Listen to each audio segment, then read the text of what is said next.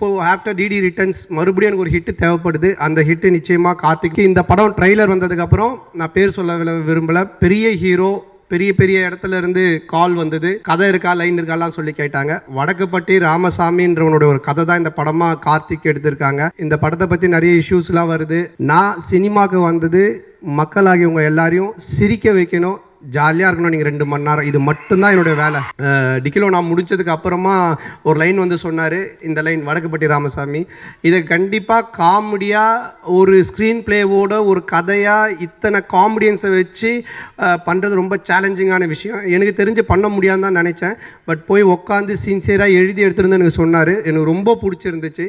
நான் வந்து ரெண்டு பேர் படம் பண்ணால் மட்டும் என்னுடைய கொஸ்டின்ஸோ இல்லை என்னுடைய விஷயத்தை எதுவுமே நான் சொல்ல மாட்டேன். அவங்க சொல்கிறத பண்ணால் போதும், இது செம்மையாக ஒர்க் அவுட் ஆகும்னு மட்டும் தெரியும். ஒன்று வந்து பிரேமானந்த், என்னுடைய டீமில் இருந்து போன அவங்களுடைய டைரக்ஷனு. அடுத்தது கார்த்திக் யோகி தான். அவ்வளோ ஹியூமர் இருக்கும், அவ்வளோ நல்லா இருக்கும். இந்த படத்தில் நீங்கள் கேரக்டர்ஸ் பார்த்தீங்கன்னா ஒவ்வொரு கேரக்டருமே எப்படி டிடி ரிட்டர்ன்ஸில் ஒர்க் அவுட் ஆச்சோ அதே மாதிரி இதில் எம்எஸ் பாஸ்கர் சார்லேருந்து, இட் பிரசாந்த்லேருந்து, கூல் சுரேஷ்லேருந்து, மாறன்லேருந்து எல்லாருமே ஒர்க் அவுட் ஆகிற மாதிரி இருக்கும். ஸோ நீங்கள் தேட்டரில் வந்து பார்க்கும்போது 2 மணி நேரம் போர் அடிக்காமல் ஒரு கதையுள்ள, ஒரு கருத்துள்ள, ஒரு நல்ல ஸ்க்ரீன் பிளே உள்ள ஒரு படத்தை பார்த்தா மாதிரி இருக்கும். எனக்கு இப்போது ஆஃப்டர் டிடி ரிட்டர்ன்ஸ் மறுபடியும் எனக்கு ஒரு ஹிட் தேவைப்படுது. அந்த ஹிட்டு நிச்சயமாக கார்த்திக் மூலமாக கிடைக்கிறது எனக்கு மிகப்பெரிய சந்தோஷமாக இருக்குது. தொடர்ந்து கார்த்திக் போனாலும் நாங்கள் விடுற மாதிரி இல்லை. ஸோ ஹாரி அதான் சொன்னாமல் அவனை இப்போவே பிடிச்சி வை அப்படின்னு சொல்லிட்டு. ஸோ அந்த மாதிரி. அது மட்டும் இல்லை, கார்த்திக் இந்த படம் ட்ரெய்லர் வந்ததுக்கப்புறம் நான் பேர் சொல்ல விரும்பலை, பெரிய ஹீரோ, பெரிய பெரிய இடத்துல இருந்து கால் வந்தது. கதை இருக்கா, லைன் இருக்காலாம் சொல்லி கேட்டாங்க. ஸோ அந்த அளவுக்கு மிகப்பெரிய ஒரு ஸ்கேலுக்கு போக வேண்டிய டைரக்டர் தான். பட் எங்களோட ஒரு பாசத்தில் இன்னும் எங்களோட சேர்ந்து பண்ணிகிட்டு இருக்காரு. ஸோ கார்த்திக் இதுவும் மிகப்பெரிய ஸ்டேஜ் தானே, இதான் ஃபஸ்ட்டு ஸ்டேஜ் தான். So thank you Karthi.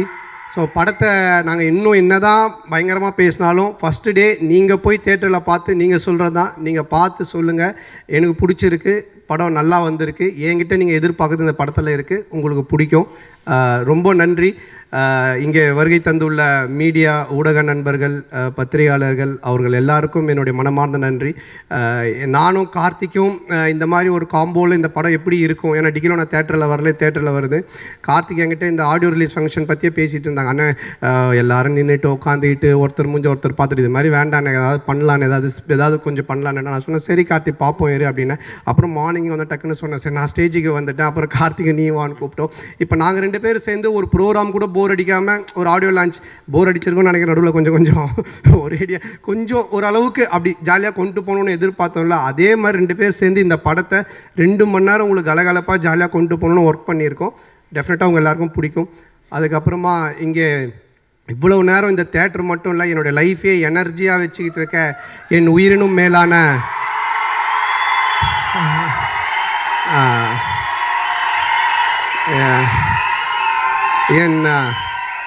என் அன்பு சொந்தங்களாகிய என் ரசிகர்களுக்கு என்னுடைய மனமார்ந்த நன்றி.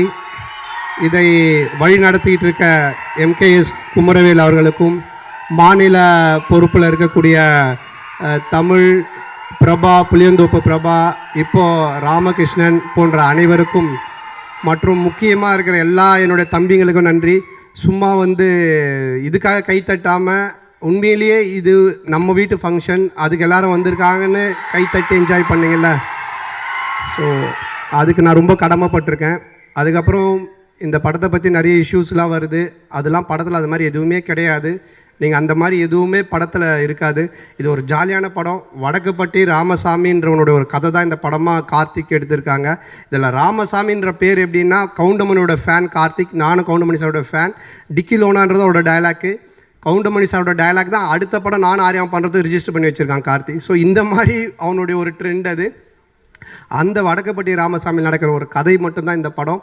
நான் சினிமாவுக்கு வந்தது மக்களாகியவங்க எல்லாரையும் சிரிக்க வைக்கணும், ஜாலியாக இருக்கணும். நீங்கள் 2 மணி நேரம், இது மட்டும்தான் என்னுடைய வேலை. இதை தவிர யார் மனசையும் புண்படுத்தணுமோ, இல்லை யாரையும் தாக்கி பேசணுமோ, இல்லை ஏதாவது இது பண்ணணுமோன்றதெல்லாம் எனக்கு நிச்சயமாக கிடையாது. இதை நான் கும்பிட்ற கடவுளுக்கு தெரியும், நேசிக்கிற ரசிகர்களுக்கு தெரியும்.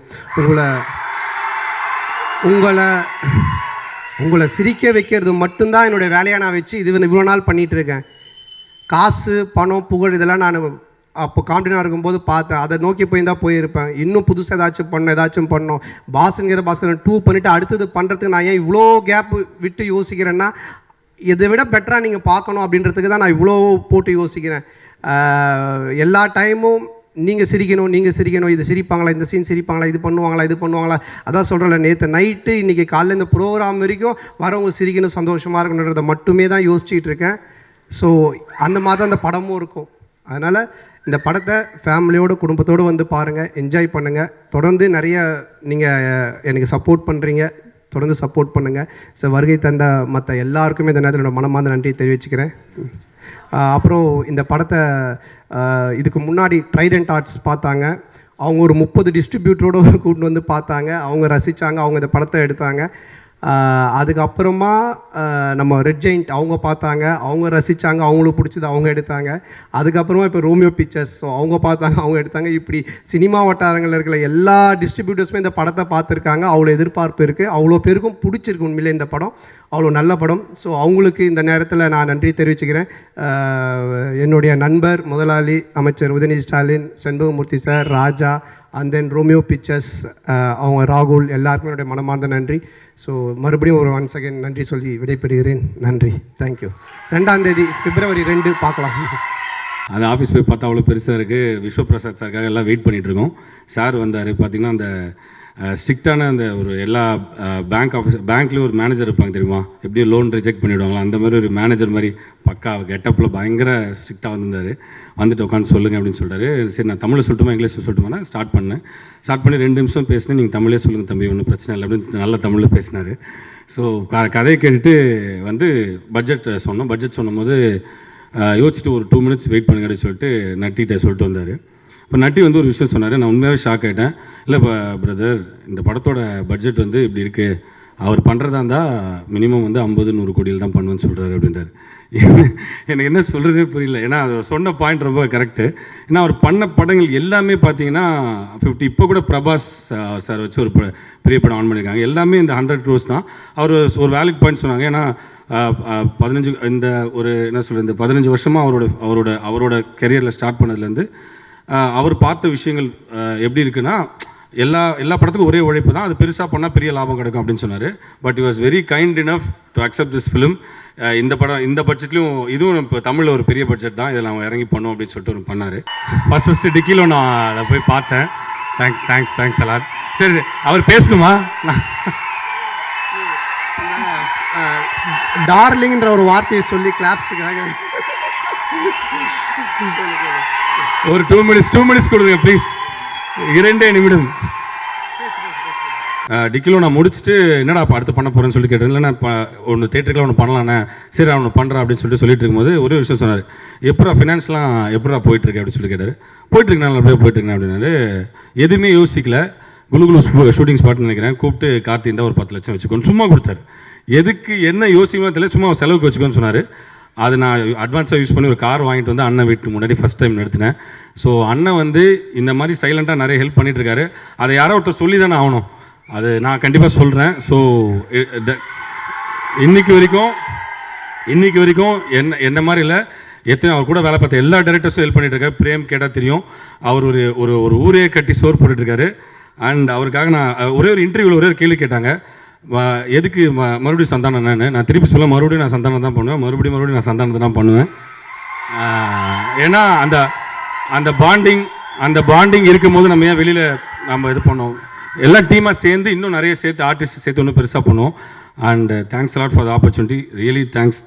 நான் லவ் யூ ஆல். படத்தை தேட்டரில் வந்து பாருங்கள். அண்ட் யாரோ பேரை நான் சொல்ல மறுத்துருந்தா என்னை மன்னிச்சுக்கோங்க. அண்ட் எல்லோரும் கொஞ்சம் சப்போர்ட் பண்ணுங்கள். ப்ரெஸ் அண்ட் மீடியா ரொம்ப தேங்க்ஸ். 2 மினிட்ஸாக இருக்குது. ஸோ முடிச்சுக்கிறேன். நன்றி, வணக்கம். தேங்க்யூ.